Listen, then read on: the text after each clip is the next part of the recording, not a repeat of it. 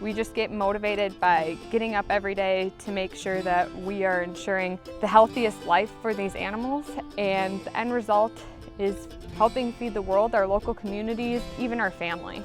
Raising cattle in Wisconsin is so unique because I think there's so many diverse ways to do it. We have cow-calf operations, we have some feedlot operations, you see colored breeds, you see dairy breeds. It's just very diverse. Making sure that the cattle are healthy and trying to keep their performance as high as we can the entire season over a really extended period of time, that motivates me. They get breakfast before I do. They also get dinner. Raising any beef in Wisconsin and any animals, the farmers do take care of the animals. They are treated as well as they can be. The care that is given to the animals is taken seriously, and I believe the majority of the beef producers out there care and want to put the best end product out there for the consumer. I care about them. I may not have a name on every one of them, but they all have an identification so that if something is wrong, or have you seen so-and-so, or have you seen 213, we know what we're looking for. It's not lost or forgotten. Certainly there are some that are pets and special to everyone. That sort of makes it a little bit better a day, that you can walk up to some of them out in the pasture and scratch their back, or just talk to them, which may sound silly, but maybe it's a little therapeutic when you're out here and you can talk to your animals. We like to keep them comfortable because the happier they are, they're gonna grow better. So you want to make sure the air quality is good. We keep them clean, keep them fed, keep fresh feed in front of them twice a day instead of just once a day, because the fresher the feed, they're gonna eat more. We're buying a super lightweight cattle in the southeast United States that will come to Wisconsin and utilize these grasses and forages here. A typical day here for Rush Creek Ranch depends on the time of year, honestly. So we bring all of our cattle here to Wisconsin kind of the first part of May. When we first get here, the grass is more immature and the tonnage isn't quite there, and so our cattle will rotate at least once a day, and a lot of them will rotate twice a day, so going from pasture to pasture. And we have 8 sets of cattle, so by the time you rotate all of them in the morning, by the time you start over in the afternoon, that makes a full day more or less. And so in the spring of the year, we're rotating the cattle a lot. As the season progresses, we get later into summer, we'll add a little bit more supplemental feed. As you'll see, that tractor is about to put feed out now. And so instead of being at a 12 or 24-hour interval, we'll go to a 36 or a 48-hour interval in a given pasture. And so at that point, it's more making sure that the cattle are healthy, no one's sick, any problems like that, making sure that we're getting the feed out there, making sure that we're taking samples of our grass, samples of the supplemental feed. And so whatever we do, trying to make improvements, we're using analytical and numbers to back that up. The way we mix feed here, I have a TMR mixer, so it's a totally mixed ration. And you can take your different ingredients, the mineral, the hay, the corn, and you blend it all together that every bite they're taking is the same. It's less chance of getting an upset stomach, so it keeps your animals healthier. I have a scale on there, so I know how many pounds of corn, how many pounds of mineral. People take vitamins, I give them mineral to keep them healthy. I work with a nutritionist. If we have feed changes, we test the feed, so then he can put it in a computer and balance it out. Every group is weighed, so I know how much each animal is eating every day. The alarm goes off at different times during the year. I mean, usually during the spring, 8 o'clock, 9 o'clock at night, getting in is pretty normal. During the summer, when cows are on pasture, it may seem that the work is done, but yet with acres of pasture and so many cows and calves on it, it takes you a little bit longer because those cows and calves get pretty good at playing hide and seek with you. So it takes a little bit. And we try to see every animal every day just to make sure that everything's healthy, that they aren't being bothered by something. Summer is fun because you can actually get out and walk amongst the animals out in a pasture and whatever, but yet you're not doing it just leisurely. You're actually checking for things and making sure everything's healthy and a-okay. There really isn't a typical day here. The only thing that's typical is the pasture checks, the yard checks, the animal health care checks, and the feeding. Those are standard. Those you get up every day and do on a schedule. Then after you get done with all your animal welfare and care, you move on to whatever job the Mother Nature's going to let you do. We all divide up jobs on the farm. Everybody has a specific area, and And one of the things, especially during the fall and the winter, is I feed what we call the fall calving cow herd. And those are cows that calve between August, or give birth between August 15th and the 1st of October.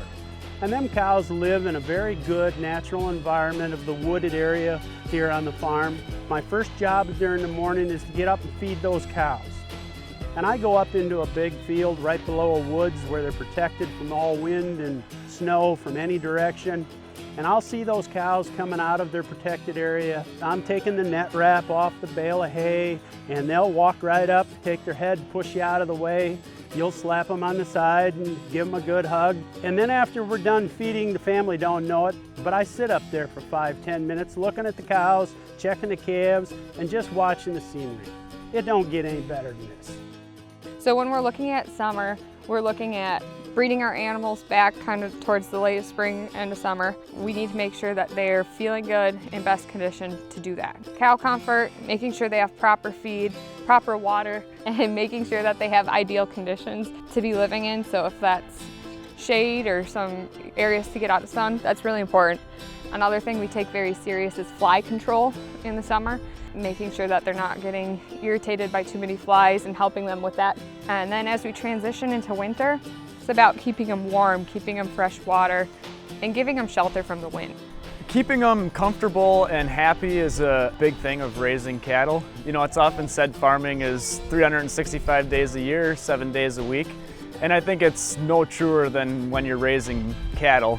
When they're doing well, they're gonna perform well for us. And I think it goes to show, you know, when we're breeding them and we're raising the calves, you know, you look back at maybe how many calves you had to vaccinate or how many calves you had to pull. That all just comes full circle, and if we can keep them well-fed, comfortable, happy, they're gonna perform well for us. A few years ago, I got a call from a reporter out of Milwaukee. We had a big snowstorm coming in, it was cold. His only question to me was, can I call you in the morning and find out how many animals you lost because of this big storm? And how bad it affected you and how bad it's this. And I said, sir, let me tell you this. I'd love to have you come out here tonight if you could get here. And I said, what you're gonna find out is my animals are gonna be fine. Because I said, the only one that's gonna lose anything is me or my family, because we're gonna be up all night watching them.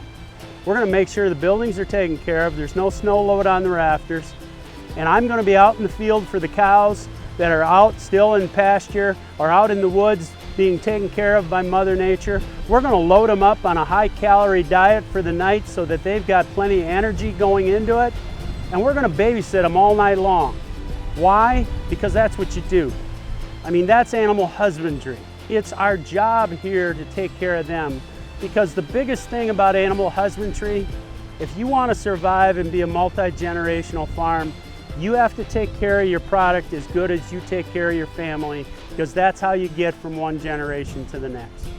They're no different than people. They get the flu. With the weather, you can go from 80 degrees to 50 degrees, and it affects them like it does us, so it's a challenge. If anyone is sick or not feeling well, they get the care they need to help them get nursed back. What we're trying to do is do preventative care. The last thing you want to have to do is use a multitude of antibiotics or shots. I think the more we can do on the front end to try and prevent the animals from getting sick, the better we are. Now, animals will still get sick. I mean, that is bound to happen, especially when you're in larger groups.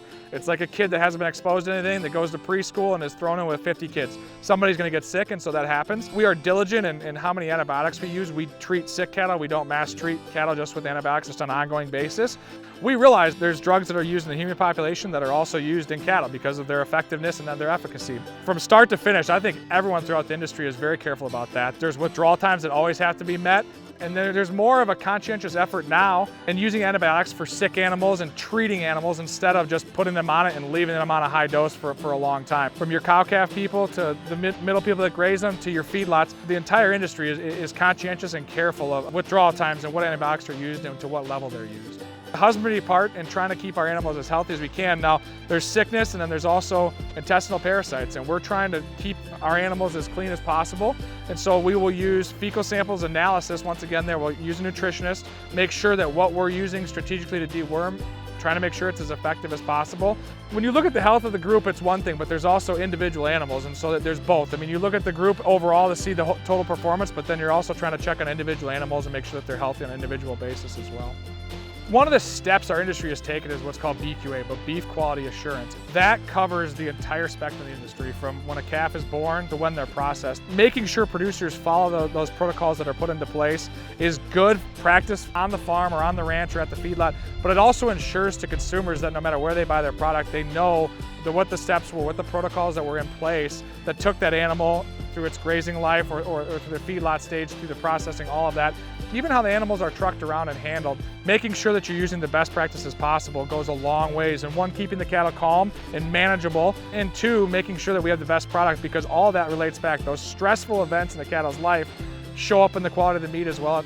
If you don't treat them well, you don't get a good product out of it. And that's our livelihood and that's our way of life, so we need to respect them and treat them well.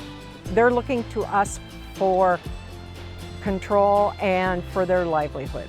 So I need to take care of them because they're entrusting us.